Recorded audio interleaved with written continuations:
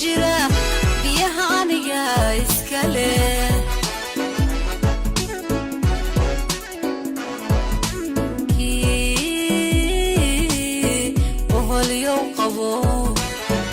hadii lagu yiri badrool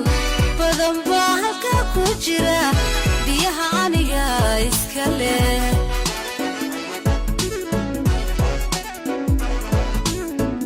qarankani beec ma noqon dhulkayguna boob ma galo badayduna iib ma aha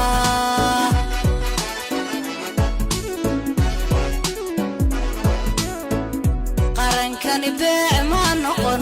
dhulkayguna boob ma galo badayduna iib ma aha